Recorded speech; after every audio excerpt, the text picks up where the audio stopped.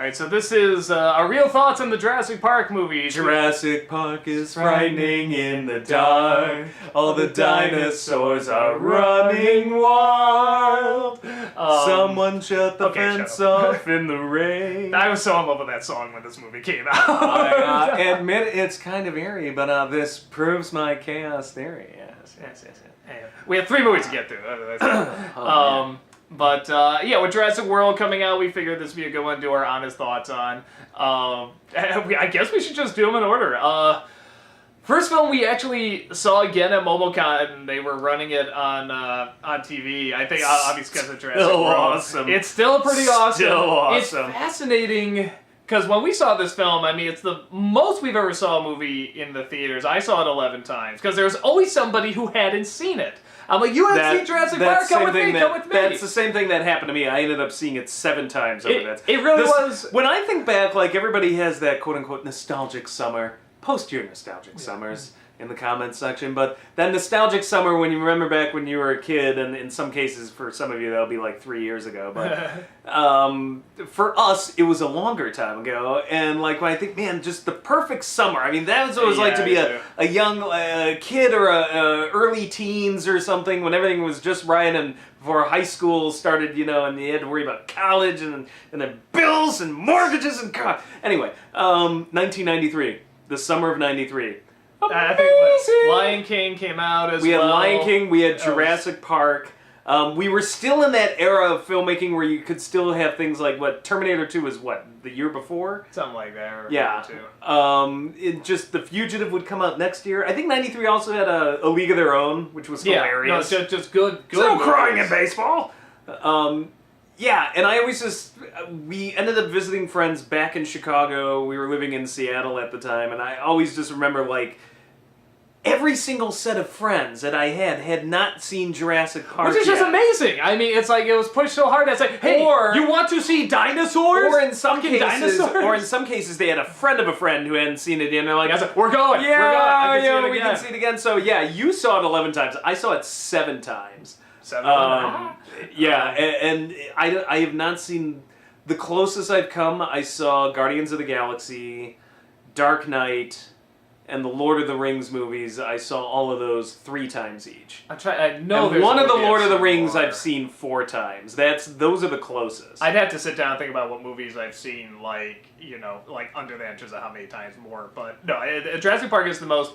And what's fascinating to watch it now... Mad Max I'm hoping to catch up. Maybe I can make that 4. But what's fascinating in watching it now is that when you are noticing sort of the mistakes from a writing and directing point of view, not necessarily film holes, though there definitely are those too, but just the setup, especially the setup in the first third, seems very... Are you trying to say that David Koepp writes clunky exposition? Right, we make fun of David Koepp a lot. Really? But it's kind of... His writing in Spider-Man was so amazing. Jamerson, you slime! I heard you. It's you who's out of your mind.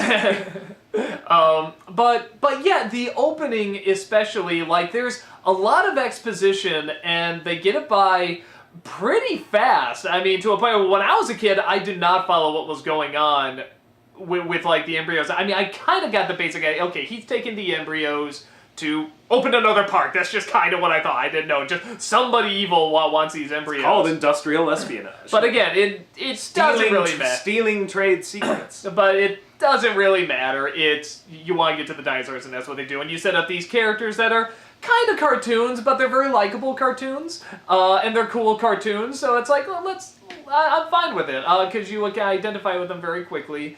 Watching Jeff Goldblum now is both a delight and a nightmare. I mean, it's because you remember, so you dig up dinosaurs. This is where most people our age, most kids were introduced to Jeff Goldblum. To the glory that is. And you love how goofy he is, and at the time this way of talking was like kind of new, and putting in a sentence was not like a big thing back then, and then you're like, oh, like, this is it. Like, this is all there is. So it's one of those things where it's both really delightful and just, you want to punch him in the face.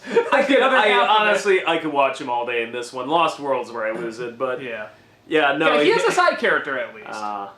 And apart from Gollum, let's not forget Sam Neill and his amazing disappearing, reappearing accent. No, we were talking about this. Ellie, the door. We were talking about this the other day, like what makes Sam Neill so appealing in the eyebrows. Just in general, yeah, a lot of it is the eyebrows. That dude's eyebrows. You know, and a little bit of his sneer. It's got a little bit of a sneer, just a little It's smirk. slight sort of smirk. smirk. And the other secret is when he speaks, everything he says sounds like he's giving you a dire warning. We might all be okay, but we might not. Yeah, he talks like everything's okay now, but it won't be, and we don't know when.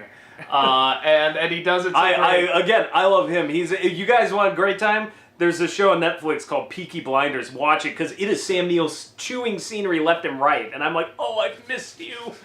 But you know, even looking back, I remember like with a lot of these actors, I sort of go back and forth. Because with Laura Dern, I remember liking her. Fine in the movie, and then my mom actually ruined her performance for me because all she would call her is mumbles. She mumbles everything. Everything she does is mumbles. Then when I listen to her, I'm like, She hates her in that movie. Yeah, it's like fascinating. I don't hate her, but then I start to notice our mom gets like she attaches. There's certain just weird things that she like goes nuts about, and like that was one of them where she's like, "Oh Lord, she was the only thing in that movie that was terrible." I'm just like, wow. And I like Jeff Goldblum. Our mom's Mickey Mouse. But you know what? But watching it again, it wasn't just that. It was stuff like sort of the action chick aspect. I don't think she was pulling off very well. I mean, like there's one part where it's like the bones just fall, and then they do like this weird close up where she's like there and they've all fallen, there's another raptor, and she just goes, and it's a really weird shot. It's just like suddenly Laura Dern's Tomb Raider. It's like, where did that come from? Run! Yeah, it's these weird little moments and an otherwise decent performance. She does mumble, which is annoying. But at least Deidre knew better than to mess with that. I swear, like he takes off, Muldoon takes off his hat at one point. He looks like Popeye. Oh, go. He's so odd. In memory of Nidri, he takes his hat off. I guess he's the asshole that got you in that predicament. But the they should all be destroyed. But shit. What else was I gonna say? I remember about Laura Dern. The one thing, I mean, she does okay, but the one thing she really sells when we were watching it again, when they're at the dinner table scene and they're talking about what they think. First of all, Goldblum's argument, total bullshit. Oh my god! I mean, like we're not talking about something that was taken out by humans. Nature chose dinosaurs for extinction because we're not part of humans. nature. Because we're not part of nature. So if you can't adapt to humans, or if nature creates humans, I'm sure nature will find a way to wipe our fucking hairy human asses off the planet someday. But to be like, well, that doesn't count. Like that makes it's no total sense. bullshit. As a scientist, I hate discovery. It really sucks. It's raping the world. It's like, you're a fucking scientist. Oh, what's so great about discovery? Well, maybe that you're a scientist. Raping the natural world. Yeah. No, and just to emphasize, that doesn't mean like nuke the whales. We're not saying that at all. Like, I think we do have a responsibility. No. The argument in that scene does not make sense. We have a total responsibility to the planet. I'm not arguing that, but I'm arguing like he makes the same mistake. It's the exact same mistake that people who are just like, fuck the planet make, which it removes humans from the environmental equation. Oh, well, like humans don't count as nature because we can blow things up and everything. It's like, well, we got here somehow. We evolved here somehow. If you remove us from the equation, that's not helping us either. And then the other we have to learn how to deal with our environment. We're people, and that's the environment, so we're totally different things. It's like both. Yeah, it's both sides of the extreme. But what I was saying is that Laura Dern in that scene, and by the way, argument. I'm not sure bringing condors back is a great idea. Who the hell knows how they would adapt in the environment? Like, you know, after we've completely cut down half their forests and shit. Well, but that's the thing with Laura Dern in this. And that's when she makes the argument, it's not like fucking Denise Richards in the James Bond movies, Christmas Jones or something. It's like, you are not a fucking scientist. I'm not buying this for a minute. Like, she is totally credible, and she says that line with great weight, but not like a notice this performance kind of thing. It's like you totally listen, and I totally agree with her. He's like, and she approaches it from the dinosaur's perspective as well, because she's like, you have they don't go into it. They go into it in the book, but they've got plants that are poisonous to the dinosaurs that they're actually eating. You know, and she's like, we have no idea what the hell this environment looked like 65 million years ago. You have plants here, you think they look pretty, they may be poisonous. You know, that may work the other way. You may bring plants back that are poisonous to humans, who knows? And these creatures have no idea what century it is, and they're going to defend themselves violently if necessary, you know, and do what they can to survive. It's like, these things were not meant to be together. It's a way more compelling argument than Goldblum's chaos, yes. No, we suck, we're humans, we suck. No, wait for the second movie. I will make that argument a lot. Again. We'll get that piece of shit in a minute. But let's finish up this one. The effects on the dinosaurs still hold up. pretty damn good. I can can see tell a little bit more nowadays, but it's like, for a movie this old, for the effects to, like, you know, I can just barely tell. That's pretty damn impressive. Let's keep something in mind, like all you children out there, ye millennials who may not have grown up with this masterpiece like we have. This was practically the Stone Ages of CGI. I mean, this was Terminator 2. We had Terminator 2, we had The Abyss, we had Terminator 2, and we had Young Sherlock Holmes had the stained glass monster. Star Trek 2 had the Genesis planet. We had the Death Star effects in like bits and pieces here or there, but a movie with CGI to this degree, like, oh, we're just going to recreate dinosaurs. You know, it's easier, much easier to sit there and say, well, we're going to create this metal monster that's reflective. It doesn't have to look like it has that much texture. It's just metal. It's the T-1000, you know, and we'll morph it. You don't have to be as obsessed with getting it to look right. To create a motherfucking dinosaur? And not only that, but a bunch of them? Yeah, and you have to believe that they're really there. And it has to match the animatronic that you have that's also supposed to look realistic. Both work wonderfully. Amazingly I can tell the difference, but, you know, just because... Well, you can tell the difference because even as you good know as what animatronic can do. Even as good as JP's effects are, you can still tell, well, it's CGI. Like, not nowhere near as bad as modern films, and I swear to God, like, this... if you look at older movies with blue screening technology, you will sometimes find that the earlier films did it better because they were so obsessed with getting it to look right and real that they threw all their effort into it, and then you'll see random films from years later. It's like, how can the blue screen suck this bad? I think it's because, like, at some point, you just don't care. Yeah, I think also because it was the first time they're doing dinosaurs and they wanted to look real, I mean, they had to get the skin textures and the movements and all these other things, and they had to look at now movies nowadays, well, that's saved on disc now. Just put that in this movie, change the color and the wrinkles, change the size and the look, and it's essentially the same thing, and I think that's part of what they're doing. I think part of it, too, is just, it's overused. There's something, I mean, Mad Max just proved that you could still do practical effects. It looks more real. Well, and it doesn't look CG fake. In the right areas. And use CG to help enhance that instead of being the focus. And, like, that's honestly the problem I have with most films today that use CGI. It looks really fake. You know, almost like we've gotten some are doing better. They're doing better in some Ex of them. Machina, I think, is 100% convincing. Like, I can look at that and be like, I know it has to be a computer because there's no other way, but... Here's a good example from Spielberg's own library, Indiana Jones 4. Yeah. I'd even argue Lost World in many respects. I do not think they look very good in Lost World. Yeah, like, it's almost just like once you've done it once and you so nailed and got it perfect, it's like, well, now they believe it. We don't have to worry about it. It's like, no, you should worry about it more. I think there's something where they're sort of taking from what they've already learned instead of doing it from scratch again. I think, again, it's sort of like if you get something from a store, it's something that was made in a village individually by someone. I don't know what it is, but I think the other thing is, too, that the animatronics help. Yeah. Nowadays, everything is CGI. You wouldn't throw I'm wondering how much in Jurassic World is going to be. From the trailers, it looks like it looks like CGI. Nothing, yeah. Yeah, and we could be wrong, don't get me wrong. The animatronics help because for a little while you're looking at something real. It's funny, the raptor sequence in the kitchen, I forgot how much actual puppetry was there. Yeah, no. Every time I see it, I was like, man, I always remember thinking that this is going to be all CGI, and it's like, there are puppets everywhere. Puppets, animatronics, any way they could do it outside of CGI. It's like once or twice.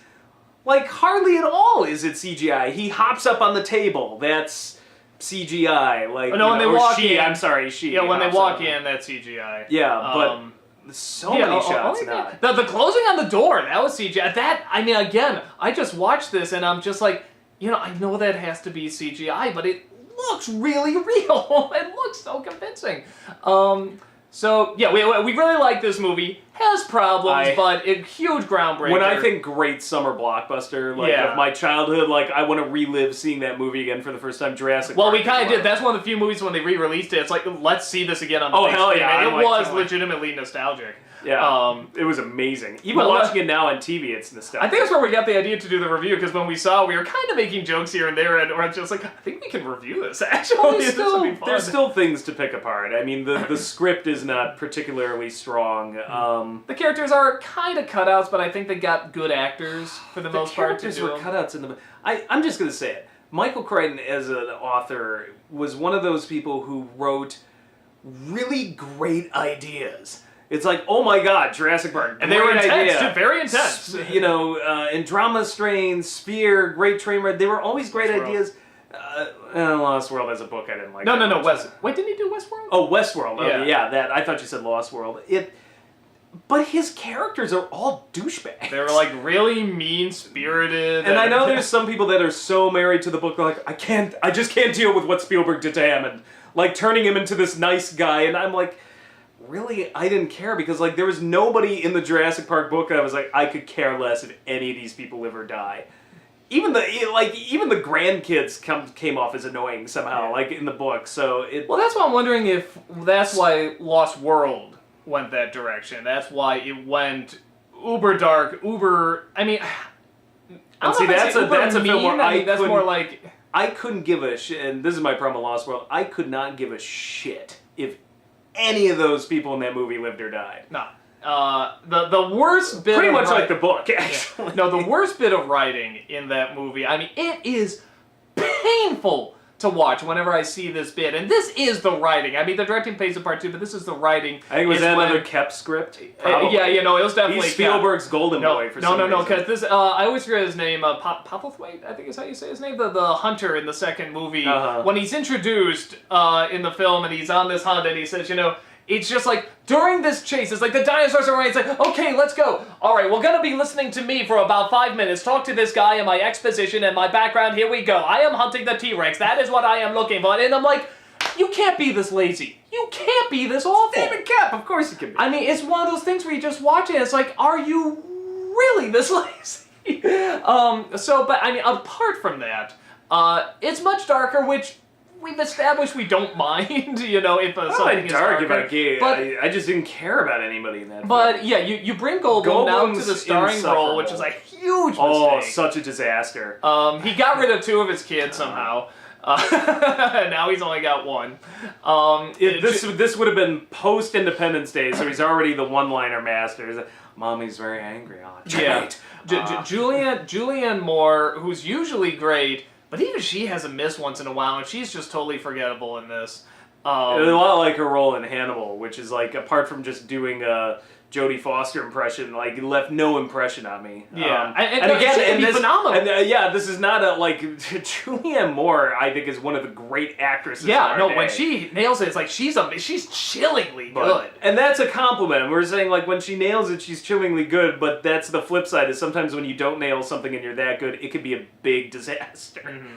Well, and even with this, honestly, she's just forgettable. When she's bad, she's just forgettable. I don't think she's bad in anything. No, left no impression. Vince Vaughn. When I saw this guy, I said, oh my god, this guy's the worst. He's going nowhere. And I hated him for years because he would always pick these dramas. Then he started doing comedies and got a little better. And now we're sort of wishing he stopped with the comedies because they're known as the Vince Vaughn comedies. Oh no, I'll still say to my dying day, he's a great comedian. I love it. Even in bad comedies, at least I'm all right, his performance is fine. This is just a stupid movie. But I swear that I have not seen anything where I thought he could hold a dramatic role. No, The Cell. He comes which is worse? You think The Cell or this movie?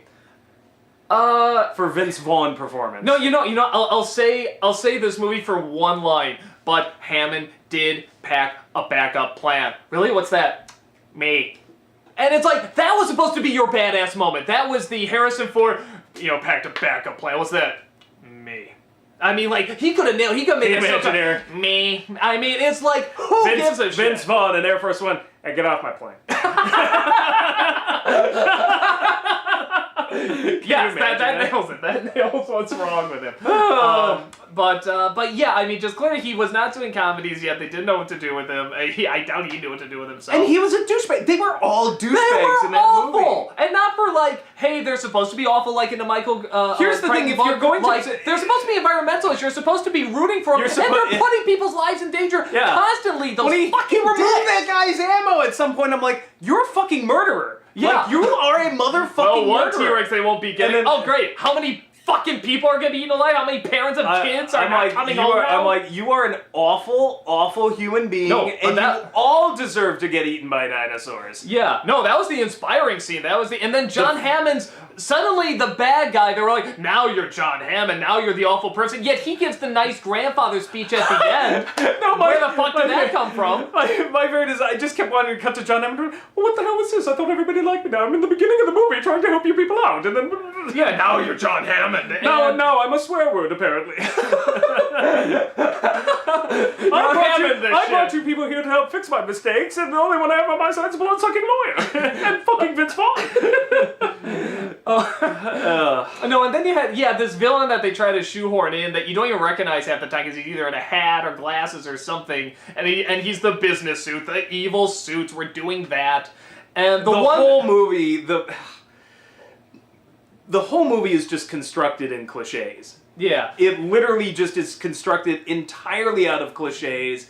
Way worse than the book. I will say this, the book is better, but that's not saying much because I thought as a sequel, when I read Lost World, because I read it well before the movie came out, and I'm like, oh my god, sequel to Jurassic Park. I'm like, and this is just a cheap way to make more money, Michael Crichton. Got it. Somebody demanded the sequel, wrote your paycheck, end of story. There's no reason There's to no have reason. a second island either. Just go back to the original. It is such a pointless freaking book, and I'm like, the only thing the movie did better was bring that dinosaur to San Diego, so at least I got a better... At least we got a little something At least new. I got a better Godzilla film out of it than Godzilla ended up being, But that was pretty pointless and stupid. I mean, it's neat to see T-Rex go through the city. So long. That movie just drags on forever. Well, and it's not fun. The first one looked beautiful, and you saw dinosaurs and the majesty of dinosaurs. And again, if you want to go dark in the second one, that's fine, but you are looking at gray throughout the whole entire thing, and it is just ugly and unpleasant and not enjoyable and not smart enough to warrant the darkness. You mean watching Jeff Goldblum run around shouting, Sarah! Sarah! Sarah! Sarah! And it doesn't excite you? The people that like this movie, I don't get it. I cannot grasp it. It is just so puzzling to me. No, because there's a lot of people say, again, it's like the Stephen King argument, you lay off, I'm only going to watch this 9 more times and make it a really popular review. All the Jurassic Park reviews are really popular. It's got 2 really good action scenes, the 2 T-Rexes hanging off the trailer, That was Which, cool. Again, the result of human stupidity. Yeah, I'm completely with Goldblum in that scene. I'm like, why are you... No, why are you bringing a motherfucking T-Rex in my trailer? Oh, no. Like, why are you bringing that thing in? So that's the result of their own stupidity. And then the second scene, the ending with the whole T-Rex running down San Diego, which I remember sitting in the movie going, wow, this isn't in the book. And this is the most fucking ridiculous thing I've ever seen, but it's kind of you know what? I'll remember it. I will totally remember this as just being so what the hell. Like, I was so batshit insane crazy fun. Yeah, I was so blown away that it was happening. I kind of couldn't comprehend whether it was good or bad. It was just so strange. I was like, I'm seeing these dinosaurs I've seen 11 times on the theater before, suddenly like in suburbia. Just in the ending. Dogs and in the ending, I'm like, this is. I don't know what to think of this. Any proof, everybody's like, oh, well, Jurassic Park 3 is just a self-satire of the whole series. No, if you want any proof that this thing turned into a self-satire, the entire... T-Rex chasing the Japanese. That entire last 20 minutes of Lost World, I'm like, okay, we're just spoofing Jurassic Park now. Like, Spielberg is, like, winking at us, like, see, we ran out of ideas. You know, the one thing I will say is that they apparently said that this was, like, one of the, I don't know, it's like the first use of Skype or whatever, but it was, like, one of the first times, like, a director kind of directed a film through Skype, you know, or through something very similar, because his child was really sick, and he went home to be with his kid, and he directed it through these video monitors. That may explain something, Honestly, and I say this, like, I still think this is an awful movie, but I mean, really, that's a good human being. That's a really cool guy. Shut up. That's a really cool guy to do that. To actually, like, be like, you know what, this is important, I'm gonna do my best, my family comes first. Like, that's really cool. I have nothing personally against Steven Spielberg. Just the movie sucked, you know, The but... dude's made some of my favorite films of all time, including the first Jurassic Park. Yeah. So... No, and for a guy to make this many big films, and honestly, like, to have as many of them as good as they are and as groundbreaking as they are, like, that, it's an accomplishment. Yeah. I think we'll still kind of make fun of him, I mean, because there's stuff to make fun of, but it's like, Well, the dude's accomplished much more than either of us will either He's hampered by the fact that it's a crappy book. Yeah. So, I mean, you're starting from crap, so you can only make it better, make it the same, or make it worse. And in this case, it came out the same, because when the ending is so crazy, it kind of just makes it better, because of, like, what the fuck? A T-Rex chasing people around San Diego, but at the same time, all of the crappy things in the book in the first half, he kind of made even worse, so... That's Jurassic Park 2. Let's talk about Jurassic Park 3, We Gave Up. Which in some respects... they didn't even bother. Well, which in some respects, I almost argue makes it better than the second one. I tell people just this. don't give a I'm shit. sorry, and I also horrify so many of you. I actually dislike Lost World more than I dislike Jurassic Park 3. Because Jurassic Park 3, basically all they did, they were like, here was the business pitch meeting. Let's do a Jurassic Park sequel. Okay. What's Sam Neill doing? Write him a paycheck. Alright, he's in if it's just this one movie. Okay. Let's grab Joe Johnston. Let's throw some dinosaurs. Oh, let's throw in that pterodactyl scene that we never threw in the first movie. And let's make it nice and mercifully short. Yes. Let's not say anything. No environmental stuff. Oh yeah, no. We're not going to say jack shit. We're just going to cut straight to some action scenes. Boom, boom, boom, boom. Hour and a half later, you're out of the theater, you ate your popcorn, and you're done. And that's it. Like, I'm sorry, it went faster than Lost World. Lost World was such a boring slog that I'm like, you know what? This movie is stupid and it sucks, but it knows it's stupid. It knows it sucks. It's not even trying. It's not even trying to say anything. It's just like, all right, you want dinosaurs for an hour and a half? Boom, there you go, done. It's efficient. It's a B movie. Yeah, it's really efficient at least at being a B movie. Unlike Lost World, which was trying so hard to say things, yes, and failed. Yeah, and I'll say this too, we, at the very least, we had Sam Neill throughout the movie, which even him in an awful movie, he would just be so entertaining and cool. I'm sorry, I'll take Sam Neill over Jeff Goldblum. Please, God! As a star of them, I would have taken them together again.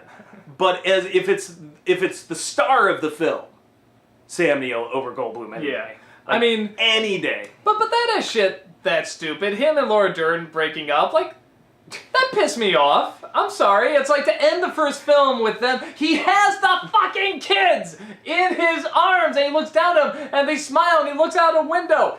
Divorced or split up. They were never even married. I'm sorry, Ellie. I changed my story arc. I now don't want to conceive. Yeah, and she's in the movie, so I don't know. Even if she just stayed home or something, or was pregnant, or had like another job or something that required her, or said, fuck you, you're insane, I'm not going back to this island, anything, but don't break them up, there's no point. Tia Leone. Oh my god. Oh. Yeah. She's bad. She's really bad. It's really, it is a close call, because sometimes I'm like, man, maybe I do like Lost. Whenever I'm in a mood to say I like Lost World more than Jurassic Park 3, she's the reason why, because I'm like, she is so insufferable. Not since Kate Capshaw in Temple of Doom. Yeah. Have I seen somebody so painful. Ben! Oh, I think I love you again. I don't know. I'm just going to stand here with my mouth open like Bella. I'm concerned now. William H. Macy is totally wasted. You could have put anyone in that role. I'm cooperating here. I'm trying to help you with the dinosaurs. Wouldn't it be... I was gonna say, wouldn't it be funnier if he had more like that character? But I guess he kind of did. But it's just, what can you do? I was hoping they would pull some random fucking twist out. He'd be like the villain or something. that really would go that would go into Lost World territory. Or be like a total coward and be like, well, I have fun, son and wife, and I'm divorcing. I'm taking off in this plane later. Like, he has the dinosaurs kidnap her, and then like part of a scheme. For me, it was the only thing it was worth it for was I liked the pterodactyl scene. Pterodactyl was cool.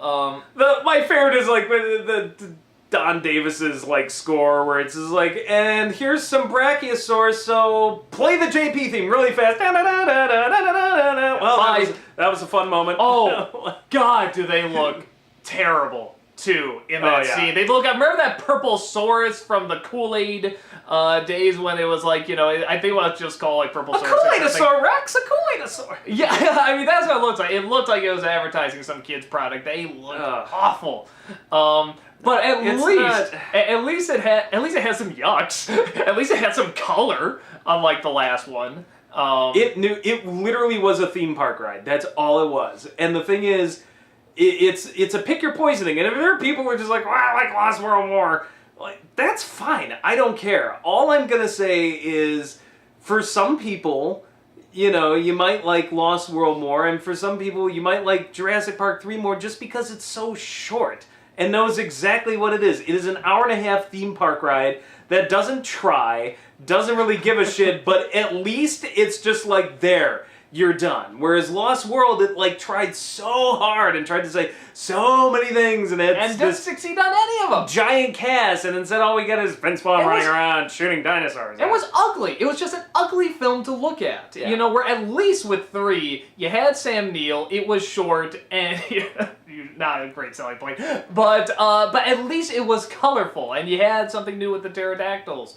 And again, not huge selling points. It's not good, but yeah, at least it gave us a little something. It just bothers me that twice now, the only thing Lost World added was the San Diego chase, which I thought was inventive. So I'm like, now, the hanging off the cliff, I'll argue a little bit too, because that's like two T-Rexes, cool, and hanging off the cliff. Yeah, because nobody was hanging off a truck somewhere in Jurassic Park.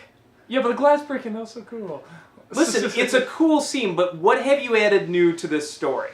Oh yeah, no, just nothing new. Diego. It just bothers me that twice in a row they just remade the movie again, and there just was nothing new added to it. Like right down to Jeff Goldblum spouting the same bullshit. Yeah. Blah blah. Something can't control the environment. Chaos. If you want to make a good sequel, just eradicate the word again. Here we go again. We're not doing again and this time. Those are the words you want to eradicate. That was I remember what he says at the beginning. Oh no, you're making all the same mistakes again. I'm like, yes, you get it. Yeah, no, that's exactly it. It's like, why, we're not doing this again. You are doing it again.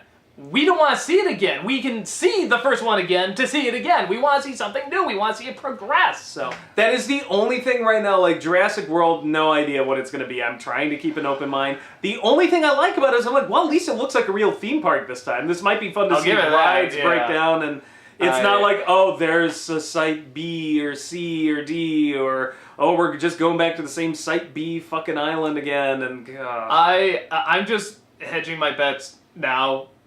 They haven't come out for early screenings. Bad sign. You got Chris Pratt on a motorcycle. He's the Raptor Whisperer on this motorcycle with the raptors riding alongside him. This is going to be bad. This is going to be awful. But whether or not it's going to be awful bad or awful good, I have no idea. I'm waiting. At the very least, we can get a B movie like Jurassic Park 3. I cannot conceive this being a good film. I loved the first Jurassic Park, so the kid in me just hopes it's good. My guess, I'm open to any movie. My guess is Pippin, but hope. My guess is that it's really gonna be bad. But will it be bad enjoyable or bad not enjoyable? That's what we'll wait and see. The first one got some issues, but I still love it. Great. One of my favorite movies of all totally time. Changed so many things. Second one tried really hard and failed really slowly. And third one didn't try at all, failed really quickly. So for the sequels, to me, it's pick your own poison. Yeah. I would rather not try at all and fail quickly than try really hard and fail oh so slowly. So there you go. There it is. So cool. And we'll probably see you after Jurassic World. So later.